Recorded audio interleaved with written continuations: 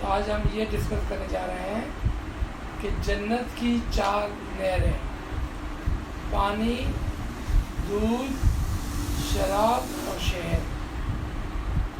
تو اس کا کیا مطلب ہے اور کیوں جنت کے اندر یہ 4 اس طرح سے نہروں کا ذکر آیا ہے۔ تو پہلے ہم اس کو وجہ دین کی اردو کتاب پیج نمبر 119 میں سے پڑھیں گے۔ بسم اللہ الرحمن الرحیم۔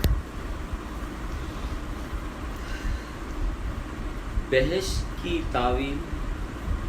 کلمہ باری ہے اور مذکورہ 4 نہریں یہی 4 حدود ہیں، کیونکہ انہی 4 نہروں کے ذریعے عالم روحانی کی نہروں میں سے ہر ایک میں کلمہ باری کے مایہ سے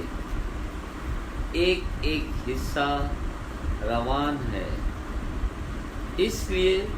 کہ ساری روحانی و جسمانی چیزوں کی زندگی اسی سے ہے، اور اس پانی سے مراد جو کلمہ باری سے عقل کی نہر میں بہہ گیا ہے، عقل کے ماتحت حدود ہے۔ جس طرح پانی مٹی کے ساتھ مل جانے سے نباتات اور حیوانات پیدا ہوئے ہیں، اسی طرح عقل کلمہ باری کے ساتھ متحد ہونے سے ثانی، جد، فتح، خیال اور دوسرے علوی و سفلی حدود پیدا ہوئے ہیں۔ بس یہ پانی جو عقل کی نہر سے بہہ رہا ہے گندا ہونے والا نہیں، یعنی اپنے حال سے بدل جانے والا نہیں، نہ اس کی ذات میں تغیر آتا ہے۔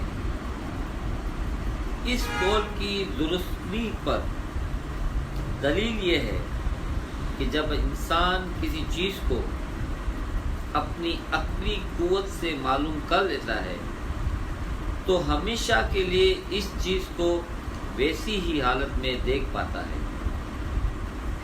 جیسے کہ اس نے پہلے دیکھ پایا تھا، کیونکہ وہ چیز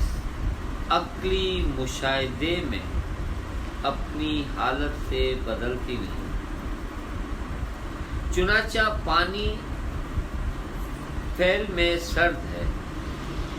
اب پانی جس قدر بھی عارضی گرمی قبول کرے، عقل جانتی ہے کہ اس کا جوہر سرد اور تر ہی ہے، اور اس کو وہ ویسا ہی دیکھ پاتی ہے جیسا کہ وہ اپنی اصلی طبیعت میں ہے۔ اور کلمہ باری سبحانہ سے نفس کلی میں دودھ بہہ گیا جو ہر بچے کی غذا ہے، اور حیوان کو دودھ کے ذریعے اپنی قسم کا ایک بچہ حاصل آتا ہے، اور نسلی طور پر اس کی ذات میں کوئی تبدیلی نہیں آتی۔ اسی طرح نفس کلی سے اس عالم کی ترکیب یعنی تخلیق پیدا ہوئی، تاکہ اس تخلیق کے نتیجے میں ایک ایسا فرزند ظہور میں آئے جو نفس کلی کے تمام فوائد کو قبول کر سکے، اور وہ قائم القیامت علیہ السلام کی حیثیت سے ایک مرد ہے جو نفس کلی کے سارے فوائد کو صرف وہی قبول کر سکیں گے، اور کلمہ باری سبحانہ سے ناطق میں شراب بہہ گئی جس سے جسم کی قوتیں میسر ہوتی ہیں، اور جس سے لوگ حیران یا بکواسی ہو جاتے ہیں۔ بس اسی طرح ناطق سے شریعت کی تالیف ہو چلی ہے، جس کے ذریعے عادات و خواہشات محفوظ رہ سکتی ہیں۔ جس طرح شراب سے جسم طاقتور ہو جاتا ہے اور ان تمثیلات و اشارات کی وجہ سے جو کتاب قرآن اور شریعت میں ہے لوگوں میں اختلاف پڑا ہے، جس کے سبب سے لوگ حیران اور بے ہوش ہوئے ہیں۔ جس طرح شراب کے پینے سے بے ہوش ہو جاتے ہیں اور کلمہ باری سبحانہ سے اساس میں شہد بہہ گیا ہے جو میٹھا اور دل پسند ہے، اور اس میں ان بیماریوں سے صحت یابی کی تاثیر ہے جو تری کی زیادتی سے پیدا ہو جاتی ہے۔ سبحان اللہ، اس کو ریپیٹ کریں کہ تری کی زیادتی سے پیدا ہو جاتی ہے، اور اس میں ان بیماریوں کی صحتیابی کی تاثیر ہے جو تری کی زیادتی سے پیدا ہو جاتی ہے، اور اس میں طبیعت کی گرمی بڑھانے کی قوت موجود ہے۔ اسی طرح اساس سے کتاب اور شریعت کی تعویل آئی جس کے ذریعے حیرت اور اختلافات ختم ہو گیا اور حق کی سچائی ظاہر ہوئی، اور جن پرہیزگاروں سے اللہ تعالیٰ نے بہشت کا وعدہ کیا ہے ان سے 7 امام اور 12 حجت مراد ہیں، اور یہی 4 چیزیں ہیں جن کے ناموں کے حروف 11 ہیں، جیسے ماء، لبن، قمر، اصل، میم، الف، لام، بے، نون، کھے، میم، رے، عین، سین، لام برابر 11۔ بس یہ 11 حروف 4 حدود اور 7 اماموں کی دلیل ہیں۔ ان میں یہ اشارہ ہے کہ عالم علوی کی ان 4 نہروں کے ذریعے 7 اشقاق کا ظہور ہوا ہے۔ ادوار میں ہر دور میں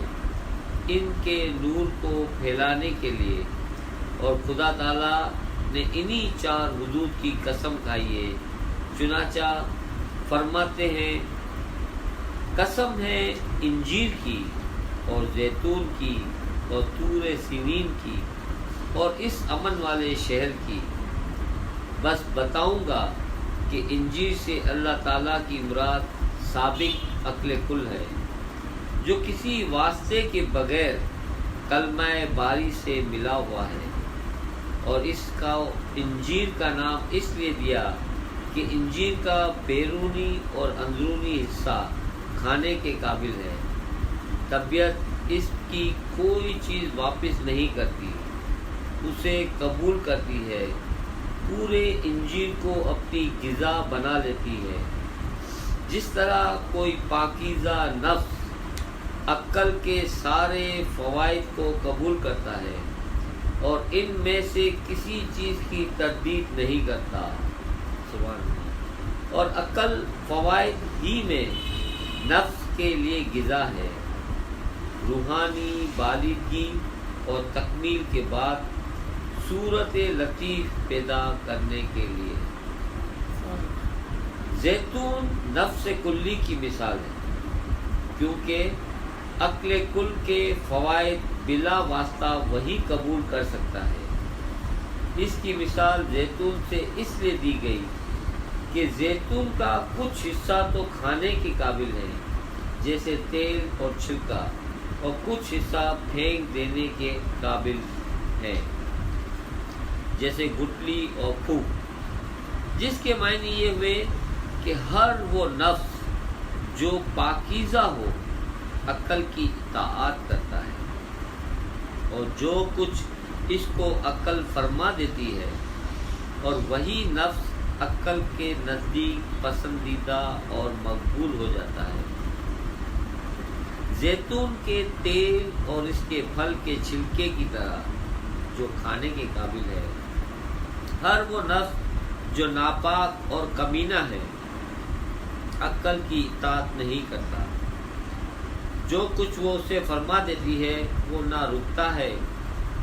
جس چیز سے وہ اسے روک لینا چاہتی ہے۔ وہ عقل کے فوائد قبول نہیں کرتا اور اپنی خواہشات کے پیچھے چلتا ہے تو وہ شخص زیتون کی گٹلی اور پھوک کی طرح دھتکارا ہوا، پھینکا ہوا، ذلیل کیا ہوا ہے۔ یہی وجہ تھی کہ جس سے بعض نفوس کو ثواب اور بعض کو عذاب لازمی ہوا۔ طور سینین ناطق کی مثال ہے کیونکہ اس نے نفس کلی کے فوائد کو پوشیدہ طور پر قبول کیا اور انہوں نے یہ فوائد دنیا والوں کو شریعت کے ذریعے پہنچایا اور اساس مقرر کر دیا تاکہ وہ شریعت کی تعویل لوگوں کو پہنچاتے رہے، اس لیے کہ طور سینین ایک پہاڑ ہے اور اس پہاڑ کا ظاہر بدنما، خضرا اور سیاہ ہے کہ ہمیشہ اس کے سامنے کھڑے نظر آنے کی وجہ سے اس کے دیکھنے والوں کو اکتاہٹ محسوس ہوتی ہے، مگر اس پہاڑ کے اندر ایسے گران مایہ اور بہترین جواہر ہیں کہ دیکھنے والوں کو ان کے دیکھنے سے مسرت ہوتی ہے، جیسے یاقوت، زمرود، بیجا، سونا، چاندی، پیتل، تانبا اور دوسرے جواہر۔ بس اسی طرح ناطق کی شریعت ظاہراً اشک اور اختلاف پر ہے اور دانشمند کو اس کے قبول کرنے میں مشکل ہوتی ہے، لیکن جب تعویل کے ذریعے وہ اس کے حقائق تک رسا ہو جائے اور ان کے معنوں کو سمجھے تو دانشمند کا نفس اسے قبول کرتا ہے اور مطمئن ہو جاتا ہے، پھر وہ اس سے اکتاہٹ محسوس نہیں کرتا، جس طرح پہلے بغیر معنی کے ظاہر شریعت سے وہ اکتا گیا تھا۔ چنانچہ پہاڑ اپنے باطن ہی میں پوشیدہ طور پر ستاروں کے فوائد قبول کرتا ہے، اور ناطق بھی اپنے باطن ہی میں پوشیدہ طور پر حدود علوی کے فوائد کو قبول کرتے ہیں۔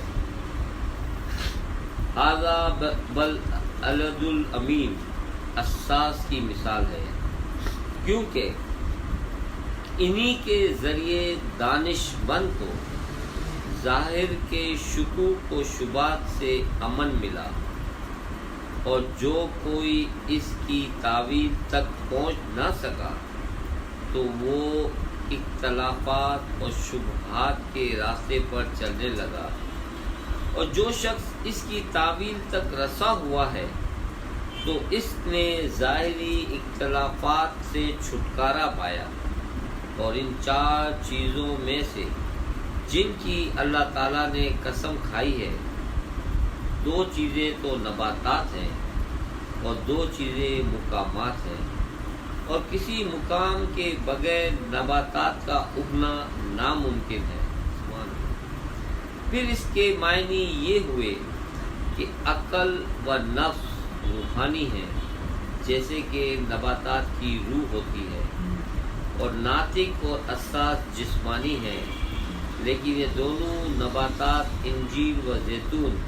پہاڑ اور شہر میں پیدا ہوتی ہیں۔ اسی طرح عقل کل اور نفس کل کے فوائد اور انوار ناطق و اساس ہی کے ذریعے ظہور پذیر ہو جاتے ہیں۔ مذکورہ روحانی اور جسمانی دونوں قسم کے میووں کی لذت صرف وہی لوگ محسوس کر سکتے ہیں جو ان میووں کو کھاتے ہیں۔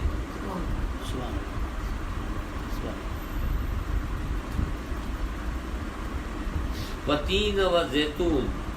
دونوں ایک ایک کلمہ ہے، وطور سینین و ھذا البلد الامین دونوں دو دو کلمے ہیں، تاکہ دانشمند یہ سمجھ سکے کہ عقل و نفس جو روحانی ہیں ایک ہی حال میں قائم ہیں، اور ناطق و اساس جو جسم اور روح ہیں دو حالات کے مالک ہے۔ اسی طرح ذیل کی آیت سے اللہ تعالیٰ کا مقصود 4 اصول ہی ہے جس پہ ارشاد فرماتا ہے، اور اصحاب الیمین یعنی دانے والوں کے لیے بہشت کا وعدہ فرماتا ہے، اور وہ علم حقائق والے ہیں۔ السلام علیکم۔ تو یہاں پر ہم نے اس کو سنا، چونکہ ہمارا موضوع صرف جنت کی 4 نہروں سے ہے، اور یہاں پر پیر صاحب نے جنت کو کلمہ باری تعالیٰ کہا۔ حقیقت میں دنیا کے اندر خدا کا کلمہ امام ہوتا ہے، اسی لیے ہم امام کو زندہ جنت کہتے ہیں، اور اسی زندہ جنت سے 4 نہریں بہہ جاتی ہیں۔ سب سے اول، چونکہ ہم نے نہروں کی باتیں کی، تو آپ جانتے ہیں کہ نہر کے اندر ایک لیکوڈ فارم یعنی کہ پانی ہوتا ہے، چاہے وہ پانی سفید ہو، چاہے وہ پانی دودھ کی طرح ہو لیکن پھر بھی اس کا فارم لیکوڈ ہے، چاہے وہ پانی شراب کی طرح ہو پھر بھی اس کا فارم لیکوڈ ہے، چاہے وہ شہد کی طرح ہو گاڑھا لیکن اس کا ایسنس لیکوڈ ہے۔ اگر ہم یہ بات کو سمجھ گئے ہیں کہ خداوند تعالیٰ یعنی کہ امام زمان جو کلمہ باری تعالیٰ کی مثال ہے، ایک زندہ جنت کی مثال ہے، تو اس سے ہمیں 4 قسم کے علم حاصل ہوتے ہیں، اور اس کے شیپ اور فارمز ابھی ہم نے سنے، پانی، دودھ، شراب اور شہد۔ پانی وہ علم ہے کہ جو امام سے عقل کل کے اندر بہہ جاتا ہے، اور عقل کل سے جو عقل جزوی ہوتی ہے اس کی طرف وہ رواں دماغ ہوتا ہے۔ علم و حکمت کی صورت میں، اسی لیے یہاں پر جو مثال بیان کی گئی تھی کہ جو بات عقل کو سمجھ میں آ گئی وہ اس کی اوریجنل شیپ میں ہوتی ہے، چاہے پھر کتنا بھی عرصہ گزر جائے اور کتنی بھی مثالیں بدل جائیں، وہ ہمیشہ ہمیشہ اپنے اصل میں رہتی ہے، یعنی کہ اس کے اندر کبھی بھی تبدیلی نہیں ہوتی،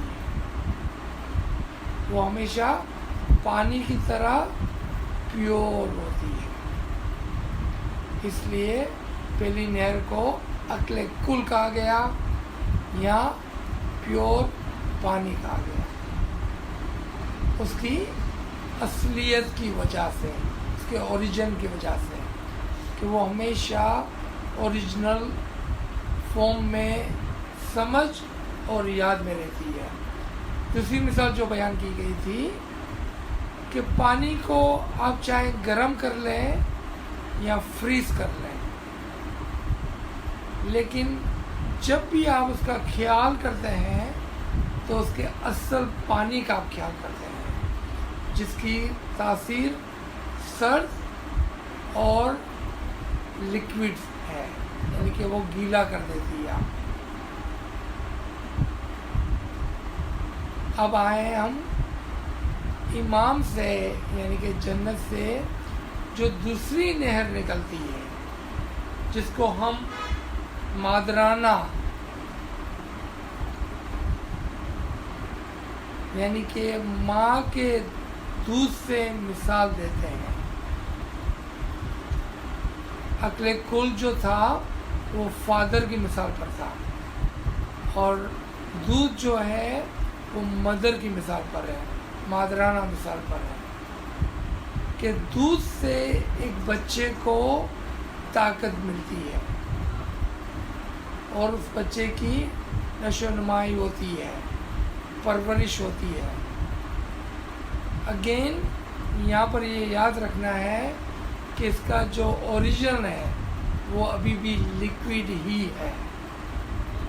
تو باری تعالیٰ سے عقل کلی سے بہ گیا نفس کلی میں کیا چیز؟ دودھ کی نہر. اور اس دودھ کی نہر کی جو مثال تھی وہ یہ تھی پہلے کہ وہ بچے کو نشو و نما دیتی ہے، اور دوسرا کہ اس کے وہاں جو اولاد ہوتی ہے وہ بالکل اسی کی طرح ہوتی ہے، اس میں کوئی بھی تبدیلی نہیں ہوتی ہے. جس طرح سے مثال انسان کا بچہ ہمیشہ انسانی ہوگا اور بکری کا بچہ ہمیشہ بکری ہی ہوگا، اس میں کبھی بھی کوئی تبدیلی نہیں ہوگی. لیکن یہاں پر یہ بات سمجھائی گئی کہ نفس کل اکیلی نہیں، وہ عقل کل کے ساتھ مل کر یہ کام کرتی ہے. اس کی دوسری مثال یہ ہوگی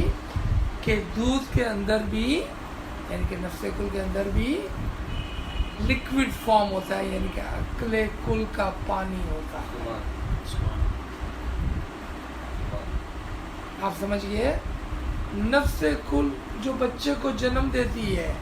اس کے اندر عقل کل کا پانی ہوتا ہے، یعنی کہ وہ مل کے کام کرتے ہیں.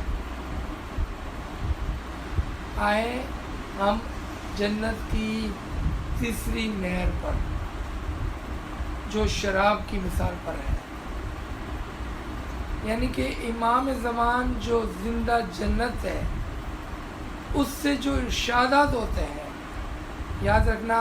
کہ آج ہم امام سے اس کی تشبیہ لے کے سمجھتے رہے ہیں، جبکہ وجہ دین کے اندر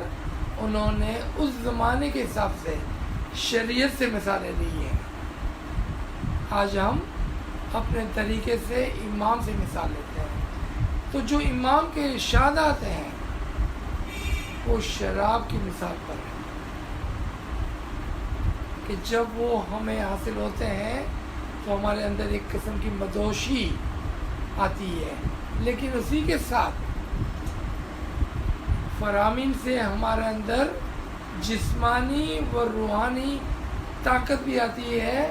جس طرح سے شراب سے ایک آدمی مضبوط ہو جاتا ہے، طاقتور ہو جاتا ہے. لیکن اگر ہم اس کو شریعت کے اندر دیکھیں تو یہ تنزیل کی صورت میں ہے، یعنی کہ ابھی تک ہم نے اس کے معنی کو نہیں سمجھا ہے، اس کی تعویلات کو نہیں سمجھا ہے. شراب وہ نہر ہے جو جنت سے بہتی ہے فرامین و تعلیمات کی صورت میں. اس سے ضرور ہمیں جسمانی و روحانی طاقت تو ملتی ہے، لیکن وہ مدوشی کی صورت میں. اور اس کو سمجھنے یعنی کہ اس مدوشی کو دور کرنے کے لیے شہد کی نہر توڑتی ہے اس جنت سے، جس کی تعویل بیان کی گئی کہ وہ تعویلات کی صورت میں ہے، اور ہمارے طریقے میں وہ پیر کی مثال ہوگا کہ پیر کا علم میٹھا شہد کی طرح ہوتا ہے. کہ جس سے جسم میں طاقت بھی اور کیور بھی، جس سے لوگوں کو جو شراب پینے سے مدوشی ہوئی تھی اس کو دور کر کے اس کو صحتیابی بخشتی ہے۔ یہ ہے میٹھا علم پیروں کا اور شہد کی تاثیر، کہ وہ ایک طرف سے گرم بھی ہے اور ایک طرف سے وہ صحتیابی بھی فراہم کرتی ہے اس چیز کے لیے کہ جو فرامین سن کر، یعنی کہ تنزیلی علم سے ہمارے اندر آئی تھی۔ اس مدوشی کا علاج یہ شہد یعنی کہ پیر کا علم کرتا ہے ہمارے لیے۔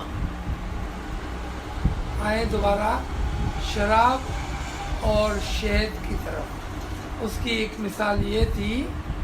کہ جس طرح سے شراب بظاہر بری شے ہے کیونکہ وہ ہم کو مدوش کر دیتی ہے، اور شہد اس کے بمقابل ایک اچھی چیز ہے جو ہم کو صحتیاب کر دیتی ہے۔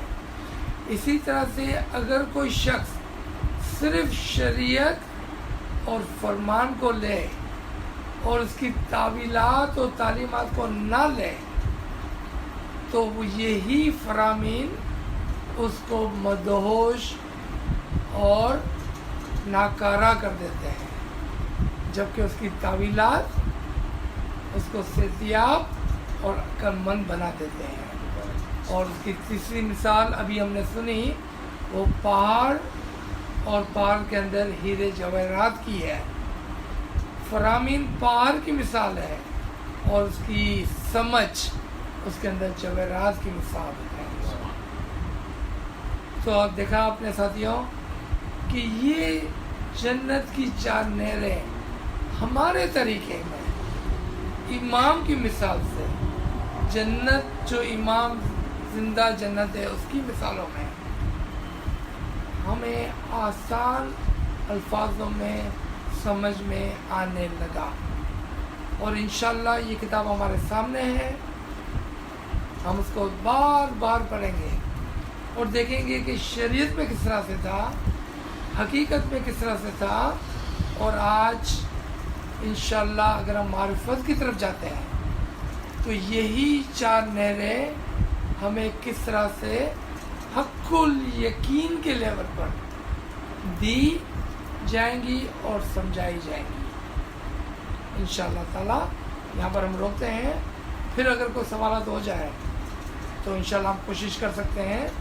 ورنہ ہم اس کتاب سے ریفر کریں گے۔ بہت نوازش یا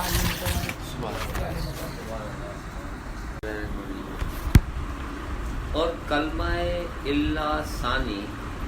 نفس کلی پر دلیل ہے، اس لیے کہ ثانی ہی تھا جس نے خدا کو اول عقل کل سے برتر مانا، اور جبکہ انتہائی عاجزی کے ساتھ اس نے خدا کی فرمان برداری کی، تو اس نے عقل کے مبدا یعنی عقل کو کسی مادے کے بغیر پیدا کرنے والے کو دیکھ پایا اور کہا کہ نہ میں خدا ہوں نہ میرا سابق کوئی خدا نہیں، مگر جس نے اپنی وحدت سے میرے سابق یعنی فرشتہ عقل کو پیدا کیا۔ اور یہ کلمہ الا بھی 3 حروف پر مشتمل ہے، جس طرح لفظ ثانی یعنی نفس 3 حروف نون پہ سین سے ہے۔ ثانی ترتیب کا مالک ہے اور ناطق تالیف کے مالک ہے۔ تالیف و ترتیب کے درمیان مناسبت ہے، اور لفظ ثانی کے 3 حروف کے معنی یہ ہے کہ وہ 3 مراتب کا مالک ہے، چنانچہ وہ عقل سے بلا واسطہ فائدہ حاصل کرتا ہے۔ عالم ترکیب کا مالک ہے، اور عقل کل سے ناطق کی طرف تائید بھیجنے والا ہے۔ اور کلمہ اللہ عقل کل پر دلیل ہے، اور کلمہ اللہ عقل کل پر دلیل ہے، کیونکہ وہ ساری لطیف اور کثیر مخلوقات کی انتہا ہے۔ جس طرح یہ کلمہ اللہ شہادت کی انتہا ہے اور اثبات کا کلمہ ہے، جیسے اللہ نفی کا کلمہ ہے، یعنی توحید کا اثبات عقل کل سے ظہور میں آیا۔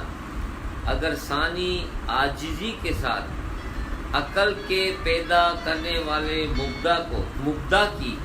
فرمان برداری نہ کرتا تو کوئی روحانی و جسمانی مخلوق خدا تعالیٰ کو عقل سے بڑھ کر قرار نہ دے سکتی۔ اس کو میں ریپیٹ کرتا ہوں کہ اگر ثانی عاجزی کے ساتھ عقل کے پیدا کرنے والے مبدا کی فرمان برداری نہ کرتا تو کوئی روحانی و جسمانی مخلوق خدا تعالیٰ کو عقل سے بڑھ کر قرار نہ دے سکتی۔ اور کلمہ اللہ 4 حروف کا ہے، جس کی وجہ یہ ہے